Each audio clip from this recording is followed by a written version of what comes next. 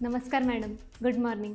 मी आई आदित्यची. नाही, त्याचे बाबा नाही आले. ऑफिस आहे ना, म्हणून म्हटलं मी एकटी जाऊन येते. खूप खराब रिझल्ट आहे. ऐकतच नाही, अभ्यासालाच बसत नाही. फक्त खेळायला पाहिजे, दुसरं काही करायलाच नको. पण नाही मॅडम, आजारी नव्हता तो, निघाला होता शाळेत यायला. कुठे गेला होता परवा? मॅडम काय सांगतायत, शाळेत नाही आला? गेला कुठे होतास? मॅडम खोटं बोलतायत का? त्या विनय सोबत याला नका बसवू तुम्ही. 7वी पर्यंत याचे मार्क खूप चांगले होते. जेव्हापासून त्याच्यासोबत राहायला लागला ना, अभ्यासाचा बट्ट्याबोळ केला या पोराने. आता मॅडम पण बोलल्या आहेत पहिल्या बेंचवरती बसायचं. जर का शेवटच्या बेंचवर गेला, मॅडम मी तुम्हाला फोन करेन.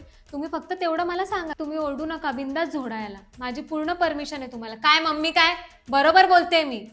हा फक्त मॅडम सुधारला पाहिजे यावर्षी. आमच्या वेळी ना शिक्षक असे उन्हात उभं करून मारायचे आम्हाला. तुम्हाला तर मॅडम कर रे बाळा एवढं प्रेमाने सांगतात. असं पण नाही म्हणत आहे तुला की 90-95% घेऊन ये, पण निदान 90-92 तरी पाड. एवढी तर अपेक्षा करू शकतो ना. एकाच वर्गात बसता तुम्ही. मग तुला 35 आणि त्या पूजाला 96 कसे काय पडले? ती मुलगी मॅडम एवढी मेहनती आहे ना, खूप हुशार, खूप गुणी मुलगी. नाही नाही, गेम खेळायला सांगा ना मॅडम. 10 तास पण बसू आम्ही, न खाता न पिता. पण अभ्यास करायला सांगितलं ना, 9:45 झालेत, मी 10 वाजता सुरू करतो. बाहेर थांब जा जरा, मी आली मॅडमशी बोलून 2 मिनिटं.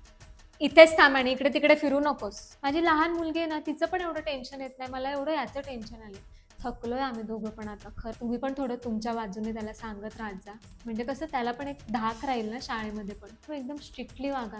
त्याला बाकीच्या शिक्षकांना पण सांगून ठेवा याच्याशी स्ट्रिक्ट वागायला. तेव्हाच सुधरेल.